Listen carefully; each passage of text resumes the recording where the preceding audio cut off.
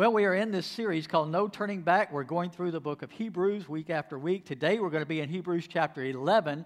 And I want you, if you've got your Bibles, open up there. If you've got your Bible apps on your tablets or phones, you can pull it up there.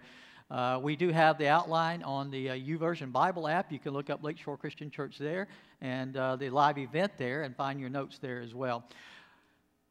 In Hebrews chapter 11, it's often been called the faith chapter or the roll call of the faithful. Now, I'm not going to read through all of it verse by verse today. I want you to take some time during the week to go back and maybe read through it if you haven't already done that, because there's so many different people and examples of men and women of faith that are mentioned there. We're going to focus on a few particular ones. And actually, as I was preparing this message, going through chapter 11, it really prompted four big questions in my mind that I think we need to ask ourselves in light of what he tells us about here in Hebrews 11. It picks up in verse 1 saying this: Now faith is confidence in what we hope for and assurance about what we do not see. This is what the ancients were commended for. Now, if you were here last week, if you missed any of these messages, they're on our website. You could go there and catch up. But if you missed last week, we talked about the danger of turning our back and falling away, walking away from the new covenant we have in Christ, and how that would be very destructive for us to take that stand or to make that choice. And now he's saying, and he's encouraging us more not to turn away by giving us examples of men and women who in times past had walked in faith, had accomplished great things as God worked through them and their decision to hold on to their faith. And that should be an encouragement to us, he says, that we should hold on to our faith and let God work in us and through us, even in the face of challenges that we're going to come up against. He says in verse 2, this is what the ancients were commended for. This is what was so great about these men and women of faith. But here's the problem. When we read about these men and women of faith in Hebrews chapter 11, we have this tendency, I do, and I think maybe you do too. I've heard this from a lot of people. We read these names and we think, wow, what great men, what great women. And it's almost like we think of them as mythological figures who were kind of more than just human, who somehow had abilities or resources or power or some kind of connection to God that we don't have. And that's why they were able to do these great things.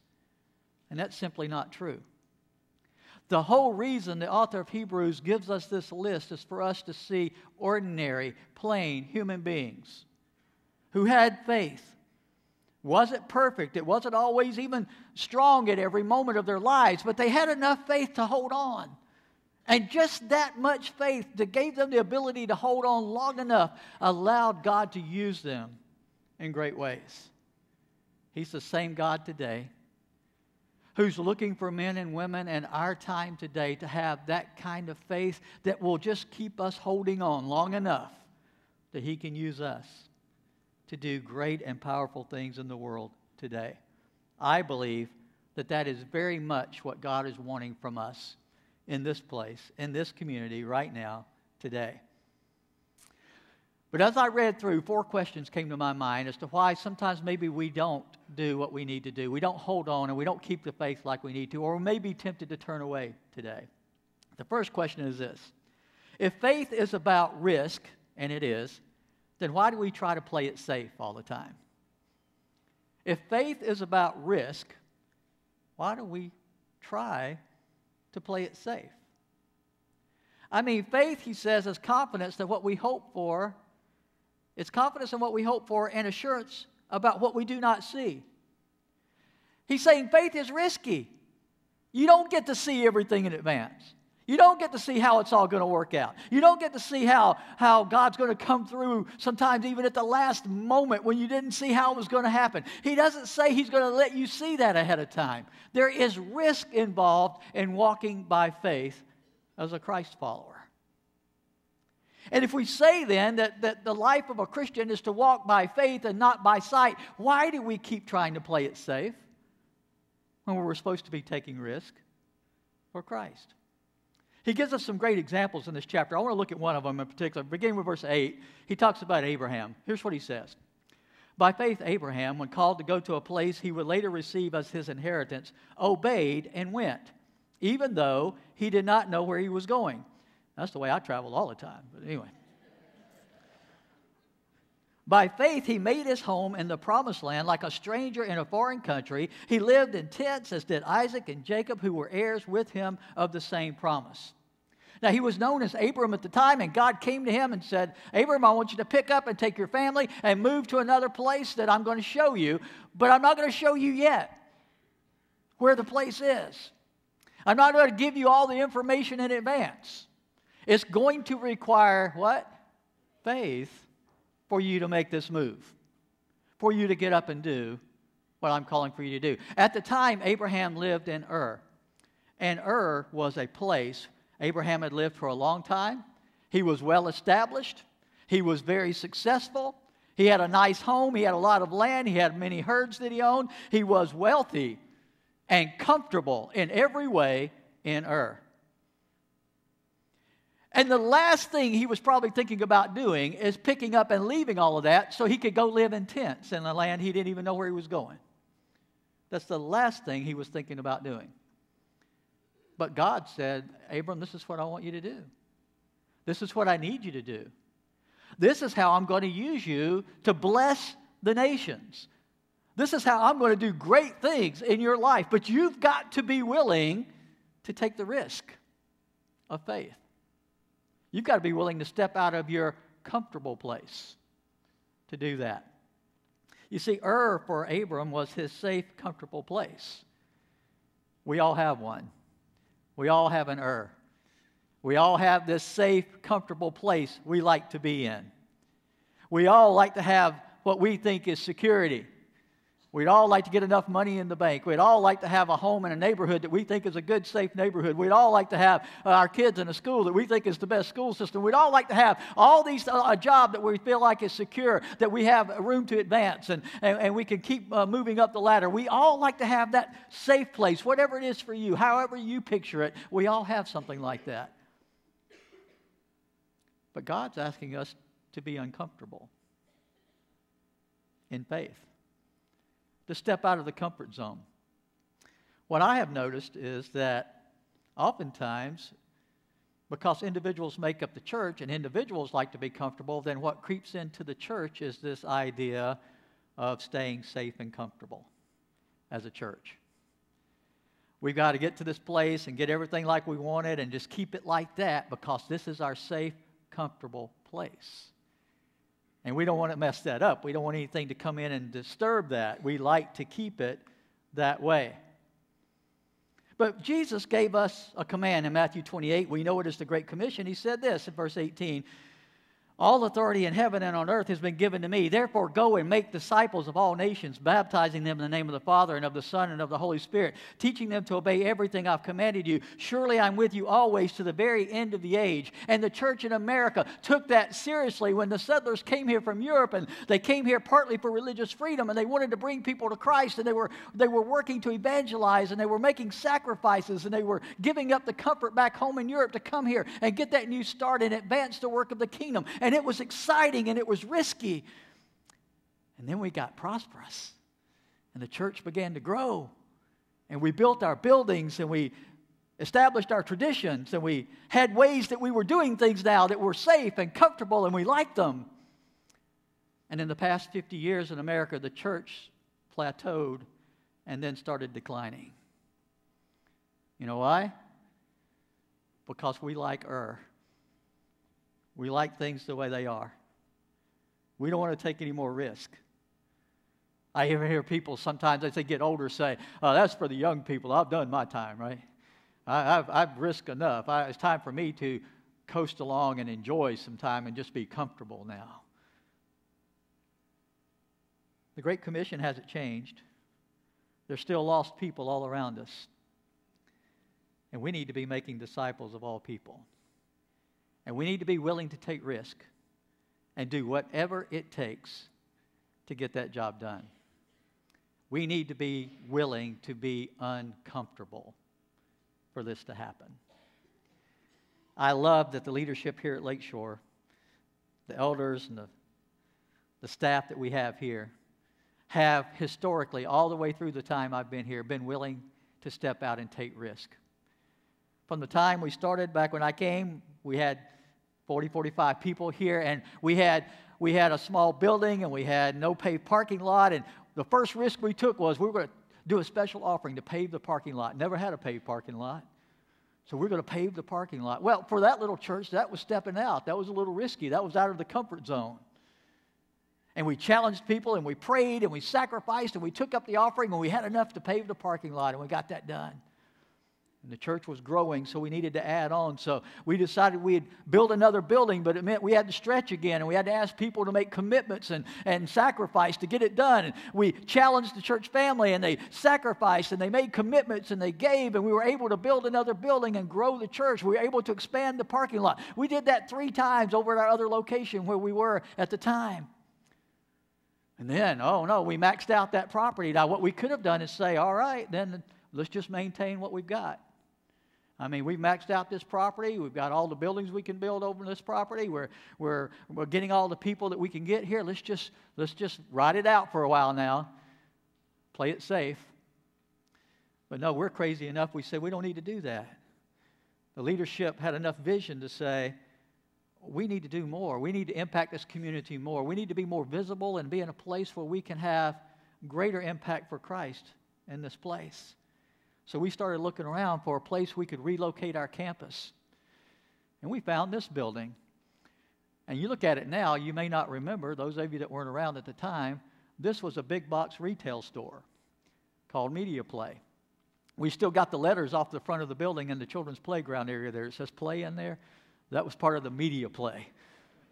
That was on the front of the building. Pretty risky. Here's what made it more risky.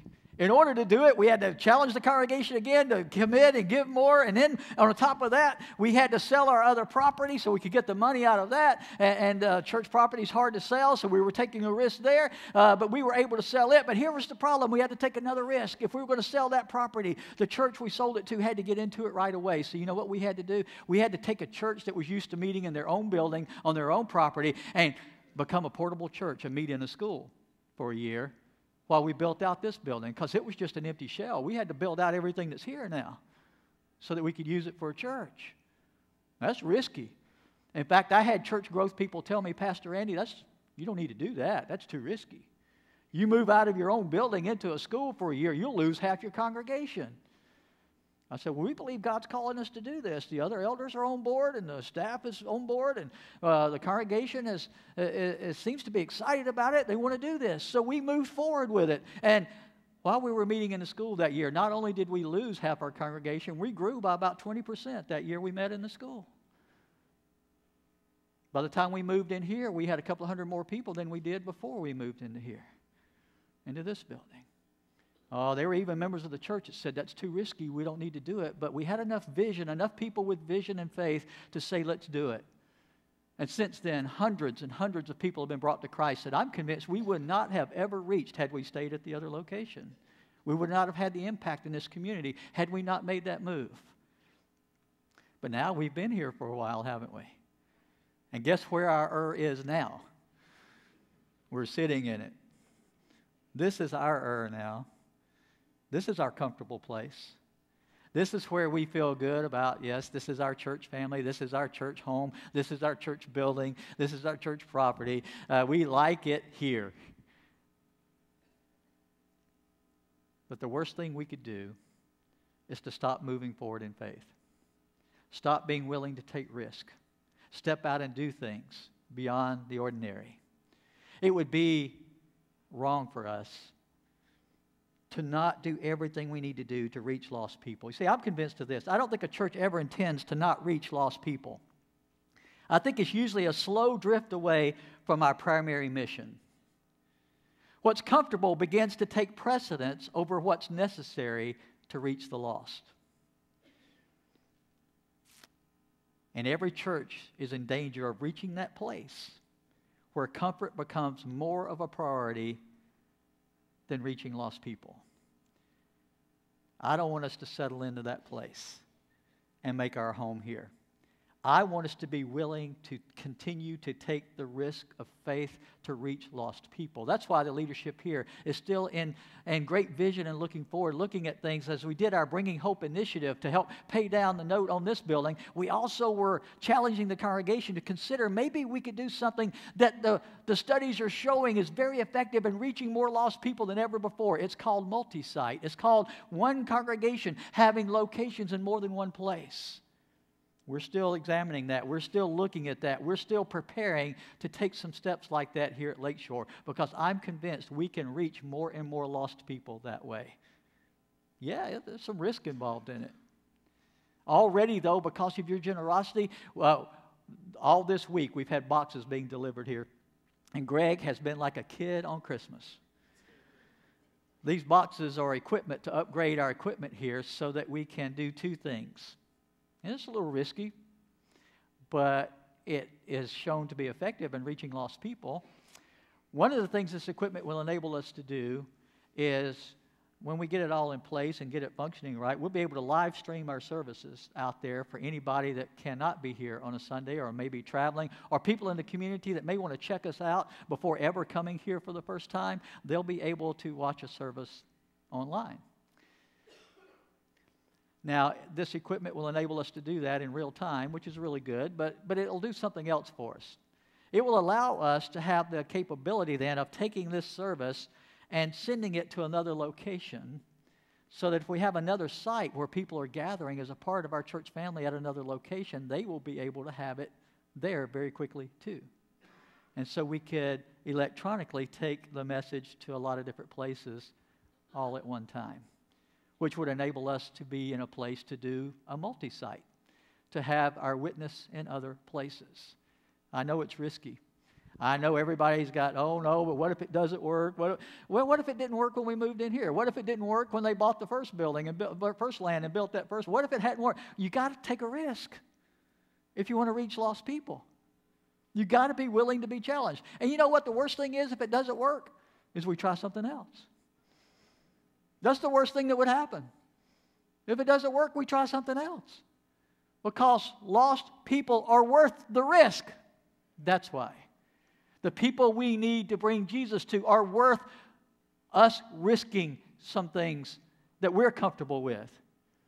Because I want to tell you something, hell will not be comfortable for them if we don't reach them with the gospel of Jesus Christ. And every study done in our country today says that multi-site is the most effective way to reach people that aren't being reached yet with the good news of the gospel of Jesus Christ. We got to be willing to risk. And I want to thank our leaders for having that kind of faith and vision, and I think you should thank them too. Amen.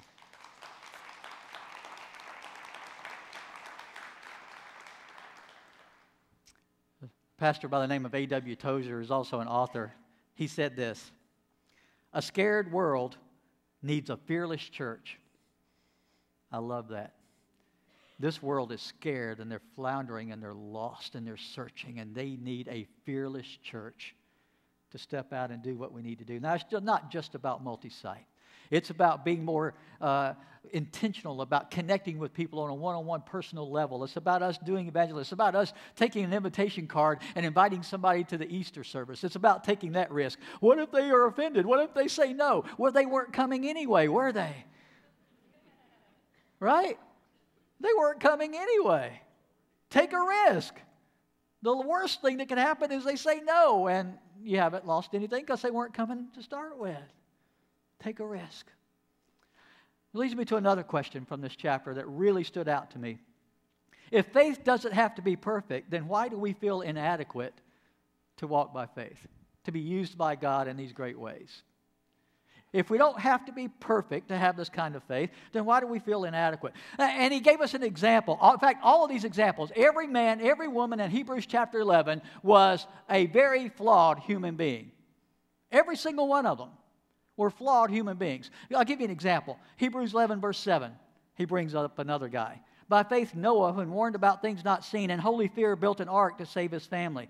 By his faith, he condemned the world and became heir of the righteousness that is in keeping with faith. Oh, Noah, think about Noah. He saved humanity. God used him to save humanity. Right after they get off the ark, the ground is still wet. Just within the next few days, Noah gets drunk. That's how flawed he was. But God used him. Now, I'm not excusing him getting drunk. That's not what God's doing either. That was wrong, and he paid a price for it, and he had to pay dearly in some ways for making that mistake that he made. But God can use very flawed, imperfect people, can't he? Because that's the only kind he's got. That's the only kind he's got. So if he's going to do his great work, you see, the great work is because he's so great, not because we are. We just need to have faith in the one who is great, that he can do these great things through very imperfect, flawed human beings. You probably have all seen a list like this. I want to share it with you again. Noah got drunk. Abraham was too old. Jacob was a liar. Gideon was afraid. Rahab was a prostitute. Jeremiah and Timothy were considered too young. David had an affair. Moses was a murderer and he stuttered. Elijah was depressed and suicidal at one point. Jonah ran from God. Peter denied Christ. The disciples fell asleep while they were praying. The Samaritan woman was divorced 5 times. Timothy had an ulcer. John the Baptist ate bugs, and Lazarus was dead. And God used all of them to do great things. I'm amazed that he can use me sometimes. Just this past week, I'll tell you one of the silly Pastor Randy things I did, just this last week. I told the men's group this yesterday. They already know the story, so if they laugh ahead of time, they know what's coming. This past week, I had an email from someone that said, Pastor Randy, I'd love to meet with you. We've got this ministry that we're doing. It's to help with rescuing people from human trafficking, and we're doing a location there near your church, so I'd like to meet with you and tell you about it. I said, great, I'd love to meet with you. I want to hear more about this. He said, well, I'm free on Thursdays and Fridays usually. Maybe we could do lunch together at Shineworthy Tea. So I'm thinking maybe he knows that our family owns Shineworthy Tea. Maybe that's why he picked that, because he thought that'd be a good connection there, you know. Found out later he didn't know that. But anyway, he said, okay. I said, okay. I emailed him back. Let's meet Thursday at 11:30. He said, great, that works for me. So Thursday morning, Sue Ann and I get up, and we're about to head out, and we get a call from one of the employees at our tea store that a water line has come loose and flooded the store. So immediately, we have to go, and our son Bobby works there. He's going, and we're all converging there to clean up the water mess. We got the water cut off, and we got, I stopped by here, got a shop vac that we have here at the church, and we went over and started vacuuming up water and sweeping water out of the building, you know, and all that. And about 11:15, we're getting everything back in place. About 11:25, I'm still sweaty from doing all that. And right at 11:30, I see this guy get out of his car walking into the store. And he's dressed pretty nicely. He's got a tablet, and it looks like a Bible in his hand. And I'm thinking, that must be the guy. He walks in the door, and I don't give him a chance. I walk up to him. Hey, I'm Pastor Randy. So glad you could get here today, and we can meet here today. Where would you like to sit? And he looked a little stunned right at first. And he said, well, how about over in the corner there? I need an outlet for my tablet to plug in. I said, great, we'll meet over there. So I walk right over with him, and I sit down with him at the table. He plugs in his tablet. He starts pulling something up. I'm thinking, well, he's going to show me something about his ministry on his tablet here. He's got a presentation he's going to do for me. I said, would you like to order some lunch while you're getting ready? And he said, no, I'm fasting. And I'm thinking, why did he say let's do a lunch meeting if he's fasting, right? And I said, well, would you like some tea? He said, yeah, let's have some tea. I said, okay. So I ordered tea for both of us. And I said, I'm so glad you chose to meet at Shineworthy. I don't know if you know it or not, but my family owns this business. That's my wife there. She runs it, and our son Bobby works with us here in the business. And he said, no, I didn't know that. Still looking a little puzzled as he talked to me. And I said, now, you know I'm the pastor up at Lakeshore, right? I said that again. And he said, is that the church right up the street here? I said, yes. And it's beginning to dawn on me just a little bit. I'm meeting with a guy that doesn't know I'm meeting with him.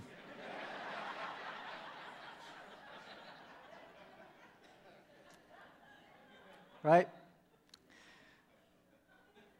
So I probe a little bit more, and I say, now, what church do you go to? And he said, I'm a member of an Ethiopian Orthodox church. And I said, where is that at? And he was telling me that. I said, I don't know much about it. Tell me a little bit. So he's telling me a little bit about that. And then as he's talking, I'm realizing he doesn't work with this ministry thing that I was supposed to be meeting somebody to talk about. But nobody else had come up at 11:30, so I thought that had to be the guy. Turns out it wasn't the guy. So when I finally figured that out, I'm embarrassed now, and I'm trying to find some easy exit, right? Some way to get out of this without looking like the idiot that I was. So I said, well, it's good to talk with you. I'm going to get some lunch. Good to talk to you. So I got up and went over and ordered my lunch and went over to a table to have my lunch. And Sue Ann had gone to the store to get some items at the store. She had gotten back, so I went outside to help her get the stuff in from the car. And I said, Sue Ann, that's not the guy. She said, you got to tell him, Randy. You can't just leave. He's going to think we're nuts if you don't go back. You don't go back and tell him about this. So I said, okay, I got to humble myself and just admit what an idiot I am. So I went back over there and said, I'm so sorry. I want to let you know, I thought I had gotten an email from someone I had never met, and they were supposed to meet me here at 11:30 for a meeting. I thought you were that guy. I'm so sorry, and I don't want you to think that we're just really totally weird or anything. But we're glad that you're here at this tea store. We're thankful. You know, we want every customer we could get. So I didn't want to run off a customer there. So he said, you know what? It's okay. I really enjoyed getting to know you. I didn't know the owners of the business here. I didn't know anything about you guys and that you were the pastor up there. So we ended up having a great conversation. I made a new friend. So in spite of how ridiculously unprofessional I was, God still allowed me to make a connection with somebody in the community that I never would have had a connection with any other way. My point is this. No matter how much we stumble and fumble along, if we'll just hold on to our faith and let God use us, even in our blunders, God can use them to help us connect with people where we have the opportunity to share good things about Jesus and be used by Him in some good ways. Now, I did later on, after that meeting, go on Facebook as a creeper. And I put in the guy's name that I was supposed to meet with, and I was able to pull up his picture, and he looked totally different than the guy I was meeting with. And I finally got a hold of him. I contacted him, finally got his phone number and got a hold of him. And he said, oh, I thought it was next Thursday. So I'm still going to meet with this guy next Thursday. And now I know what he looks like. So I won't be caught off guard this time. In this list in Hebrews, there are people like me in that list who do silly Pastor Randy things all the time. These guys did too. These women did too. And yet they're in Scripture. They are specifically mentioned in God's eternal, powerful, holy word as men and women of faith that accomplished great things for the kingdom of God. And if this letter would be written today, I would hope and pray your name would be in there and my name would be in there. That in spite of our flaws and our failures, God sees enough in us in our faith that He felt confident that He could use us, work through us to impact this world for Him. In verses 13 and 14, it says this about these people. All these people were still living by faith when they died. They did not receive the things promised. They only saw them and welcomed them from a distance, admitting that they were foreigners and strangers on earth. People who say such things show that they are looking for a country of their own. These people held on to their faith in spite of their failures and their imperfections, and God used them to great things. And here's the thing He's saying to them and to us in this letter. These people did this without seeing in advance the fulfillment of their faith. They didn't see the Messiah yet. They didn't know Jesus was coming when He came. They didn't know that He was going to die on the cross and rise again in some time after they lived by faith and walked by faith. They were just trusting that God was going to keep His promise. And they held on. So how much more should we who know that Christ has come and He has died on the cross and He has risen again and conquered death, how much more should we hold on to our faith, knowing what we know now compared to the information they had when they held on to their faith? all the way to the end. Why should we turn away with what we know? It leads me to the third question, and that is this. If faith is not determined by circumstances, why are we so quick to give up? If faith is not determined by circumstances, why are we so quick to give up? He gives us these examples, and as he gives this list, it's like, oh, wait a minute, I want to stop for a minute and remind you of the sacrifices these people had to make to hold on to their faith, of the circumstances they had to go through. Because you think your circumstances are bad, listen to this, verse 35. Women received back their dead, raised to life again. Then he shifts gears. There were others who were tortured, refusing to be released, so that they might gain an even better resurrection.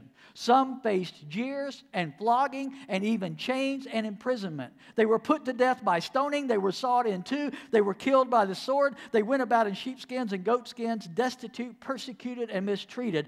And the world was not worthy of them. They wandered in deserts and mountains, living in caves and in holes in the ground. But they held on to their faith through all of that. We give up so easily, it seems like, doesn't it? First hardship, first challenge, where God doesn't come through the way we think He ought to and do what we think He ought to do and the timing we think He ought to do it, and we're mad at God and want to give up on our faith. And these people went through all of that, not even knowing Jesus yet and the hope that He brought. And yet they held on through all of that. Why did they do that? Remember verse 14? They showed that they were looking for a country of their own. If they had been thinking of the country they had left, they would have had opportunity to return. Instead, they were longing for a better country, a heavenly one. Therefore, God is not ashamed to be called their God, for He has prepared a city for them. These people were looking forward to the promise of God that He was preparing a place for them, a city for them, something they were looking forward to they knew was going to be better than anything here, something that they knew was so great it would be worth any sacrifice they had to make here while they were holding on to their faith in Him. We get too comfortable in Ur and we don't look forward to that city anymore. We want everything to be like that here, now. I have this saying, Sue Ann could tell you, I've been saying it for years. This ain't heaven yet. This is not the New Jerusalem. This is a world under the curse of sin, where there's going to be struggle and problems and suffering. We hold on not because this world is going to be heaven, but because we're looking forward to what God is going to give us in the future. Now, walking with Christ now is rewarding, but it's not the ultimate reward until Christ comes back. It takes us to be in that place He has prepared for us. Notice he says, if they had been thinking of the country they had left, they would have had opportunity to return. In other words, don't think about going back to the old law. Don't think about going back to the old way. God's got something much better for you under the new covenant than anything you could go back to before. It says they're looking for a better country, a heavenly one. And God, he says, has prepared a city for them. You know, God has a city prepared for them and for all who came after them who would walk by faith and not by sight. He's not talking about Jerusalem, friends. He's not talking about earthly Jerusalem. I wish people would stop being so focused on earthly Jerusalem. That's not what he's talking about here. Notice what he said in Revelation 21, beginning with verse 1. John was able to get a glimpse of what the Hebrew writer was talking about. And he tells us about it in Revelation 21. Then I saw a new heaven and a new earth. The first heaven and the first earth had passed away. The actual city of Jerusalem, what we call the Holy Land, it's going to be destroyed. It's not going to last forever. Why would we long for that? Here's what he goes on to say. There was no longer any sea. I saw the holy city, the new Jerusalem, coming down out of heaven from God, prepared as a bride beautifully dressed for her husband. And I heard a loud voice from the throne saying, look, God's dwelling place is now among the people. He will dwell with them. They will be His people, and God Himself will be with them and be their God. Listen to this description. He'll wipe every tear from their eyes. There'll be no more death or mourning or crying or pain, for the old order of things has passed away. Who was seated on the throne said, I'm making everything new. Then He said, write this down. These words are trustworthy and true. He said, John, make sure and write this down. People are going to need to hear this. People are going to need to hear and know this. This is the thing that will allow them to hold on to their faith when it gets hard, when they face challenges, when there are struggles. It's not something that we're going to experience here. It's what's going to happen when God comes to be with us and we get to go and be with Him forever in the new heaven and the new earth and the new Jerusalem where God will be with us and we will be present with Him forever. That's our hope, friends. Don't get so comfortable in error that you stop longing for the new Jerusalem that God has prepared for His people. That's what we're looking forward to as the people of God. We've got to be willing to endure here so that we can experience that joy that is coming. It leads me to the last question today. If faith brings opposition, then why do we act surprised and offended when it comes? If faith has always brought opposition, why do we act surprised that we get opposed today when we walk by faith? Why do we get offended that non-Christian people don't act like Christians? Why should that offend us? That's what God's people have always had to put up with. To walk by faith means you're going to be distinctly different than the people around you. And people are going to oppose that. People aren't going to always like that. We got spoiled here in the American church because so much of the time we've existed in America, overall society supported the church and even encouraged people to be involved in church and even thought it was a good thing that gained advantage for you if you could say you were a faithful member of a church. Politicians could get elected that way. Some still do among some groups that would vote for them because of that. We had so many advantages and privileges where the church was welcomed and endorsed in our nation. But it's changing, isn't it? And we American Christians don't know how to handle that. We act like we're so offended. We act like there's no way that ought to be happening. We've never lived like a Christian anywhere else where they didn't have that. But nowhere else in the world have they had that treatment other than what we had here in the U.S. No Christians any other place in the world have ever lived with that kind of a support around them from society. Not a Christian anywhere else in the world has that. And yet they're expected to hold on by faith. They're expected to keep the faith and remain the people they're supposed to be in the midst of that. Why do we act surprised that it's happening to us? When it happened to all the people of faith in Hebrews chapter 11. Remember, they faced jeers and flogging, chains and imprisonment. They were put to death by stoning. They were sawed in two. They were killed by the sword. He says the world was not worthy of them. Yet we as Christians today, we act like it's unfair that now all of a sudden everybody is not supporting the church in America the way they used to. Friends, we just need to be grateful for what we had. It is a different place. And so now here's the question. Was our faith based on circumstances, or do we have faith in spite of our circumstances? That's the question we have to ask today. It's easy to say, I am a faithful follower of Jesus Christ when the world is cheering for you to do that. What about when the world is opposing you?